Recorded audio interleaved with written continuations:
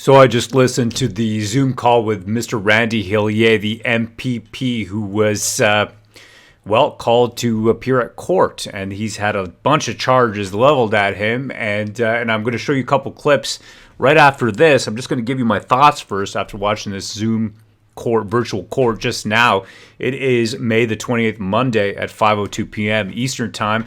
And it was astonishing. There was a back and forth. Mr. David Amber was representing him. And you know what he was saying? Look, muzzling him, in other words, this is my own words, muzzling him in the sense of not allowing him to post on social media.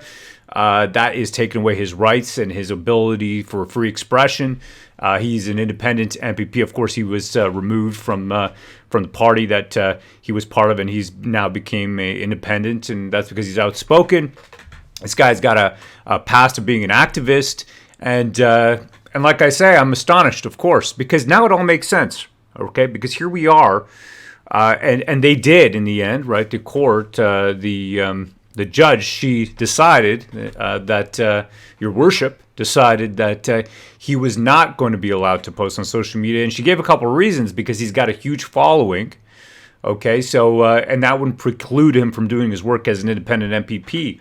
So he's got a big following, and that was the major reason, so that he cannot encourage people out there to start taking actions against mandates and any other kind of political action. And this is a fellow who was an activist before, okay, who's always stood up for his beliefs and being a man of conviction, integrity, as far as I understand it. Having said that, there's also a list of people that he can't contact. They're all the usual suspects, okay? You've got all the organizers of the Freedom Convoy that you've heard before, including, okay, Mr. Jeremy McKenzie. He's the founder of Diagolon, of course, that meme country that now is suddenly some kind of alt-right diagonal, danger to society. It's a joke, by the way. A whole list of people, everybody that you've ever heard their names, you can't contact. And it all makes sense now because the point is to break up the communication between all the organizers, between all the people, to remove anybody who is even an influencer, social media personality like this Mr. Jeremy McKenzie. And I bring him up because this guy is somebody who wasn't really part, and this is just from this weekend that passed, speaking to Danny Bulford, okay? And this fellow right there, okay, he's not even allowed to contact him. And I can see it now. And he specifically said, Danny Bulford, that he didn't even know this guy, Jeremy McKenzie. He's just a personality as far as he's aware. And they weren't organizing anything together. But it makes sense because anybody with any kind of following that has gotten involved in the sphere now at all, who's put themselves face-to-face with police in any way, shape, or form, or done any kind of action, okay, in terms of literally just civil disobedience, and I'm talking peaceful action, those people right there are being brought to court, charges leveled at them, and then in exchange for their freedom, for being let out on bail, for being let out with a surety, and being allowed back into civil society, they've got muzzle orders, gag orders put them, and if they break those orders, $10,000 fines, etc. That's Mr. Randy Hillier, as well as this is just going to increase the court, whatever trial comes next. I don't know the details, but this is, you're breaking the court orders right over here. It's a serious business, as they say. The internet is serious business. Well, so is court. So, but it makes sense. It really does, because I understand it now. It's all about breaking up the brain trust, breaking up the communication layer, breaking up anybody who's got any kind of following, so that any kind of political contrary opposition is then dismantled. That's the point here. The point is to dismantle political opposition. An MPP being brought to court, okay, and if he didn't show up today, this morning, Monday, March 28th, then he would have been arrested in his home and brought over. Okay, so this is where we're at. It's about dismantling. We've seen the same thing over here with Zelensky in the Ukraine. He has shut down 11 opposition parties. And Ukraine suspends 11 political parties with links to Russia.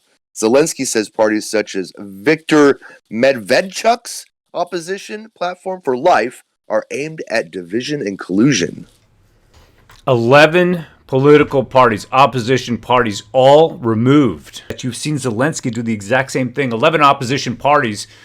And this is the standard steps that you take when you remove any kind of democratic institutions, democracy from a country.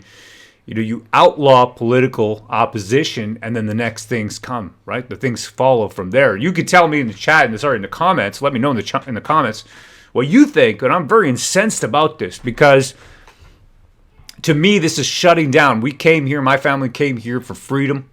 Okay, my father wanted us to be a part of the country. He I remember him putting a huge flag right in the front of our house, man, a big Canadian flag. That's what he wanted. He worked for D&D, the rest. And it is so important to us.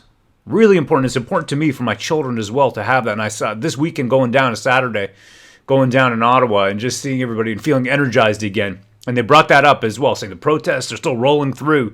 So we got to stop your social media. This is part of it, what your worship she brought up. You let me know in the comments what you think. I understand it now. It's about shutting down any kind of political opposition and absolutely removing our abilities to communicate, network, speak, and have peaceful change. And what happens when you remove the ability to have peaceful change through the political process? Well, you tell me in the comments. Hail, brethren. H for honor, A for accountability, I for integrity, and L for loyalty. Please take a look over here, wcfreedom.com. And of course, like, share, and subscribe. Really appreciate it. Thank you. Randy Hillier. Ha ha, lefty pansy. And that's from the 29th of January. Wow, I this is the type of tweeting I do. There you go, man. You get removed off Twitter, and then you get removed out of the Ontario legislature.